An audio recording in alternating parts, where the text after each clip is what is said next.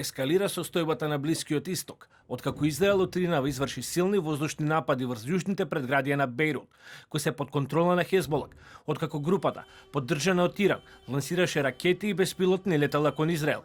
Жителите на Бејрут беа разбудени во 3 часот утрово од десетици експлозии, додека Израел таргетираше 3 различни локации од јужните предградија на главниот град.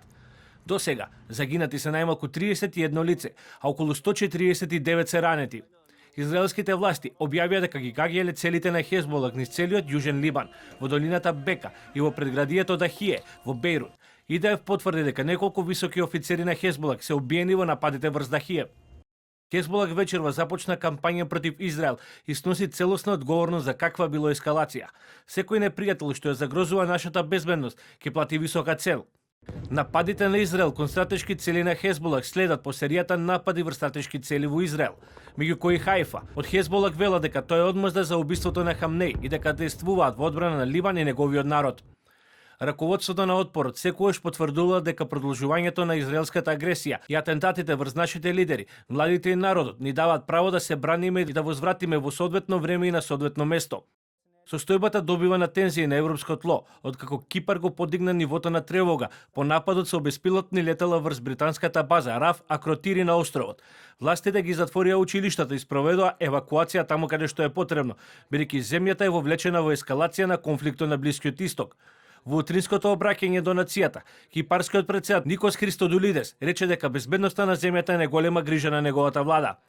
Во 12 часот и 3 минути утрово, беспилотно летало тип Шехаде се урна на воениот објект на британската база во Акротири, предизвикувајќи мала материјална штета. Од самиот почеток, сите надлежни служби на Републиката беа во состојба на приправност и целосна оперативна готовност. Истовремено, веднаш свикав Совет на национална безбедност за проценка на ситуацијата, која и понатаму е во постојани консултации. Во исто време, сум во постојан контакт со сите европски лидери и лидери на други држави во врска со развојот на настаните. Со став се огласија европските лидери. Претседателката на Европската комисија Урсула фон дер Лајен повика на промена на режимот во Иран и на веродостојна транзиција што би ги изразила демократските аспирации на храбриот народ на Иран. Урсула фон дер Лајен го повика Иран да го напушти својот авторитарен исламистички устав и да направи веродостојна транзиција кон демократија по смртта на врховниот лидер Ајтолахот Али Хамнеј.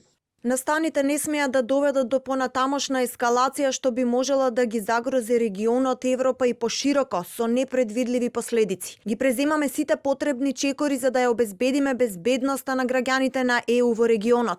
Инаку по ескалацијата повеќе од 1000 летови кон дестинации на Блискиот Исток се откажани од утринава поради воени операции и возвратните напади во регионот. Според последните податоци, до утринските часови биле откажани најмалку 1239 летови. Војната на Блискиот Исток се очекува да предизвика ценовен шок и на берзата со нафтени деривати, но и нагло зголемување на цените на сите основни производи.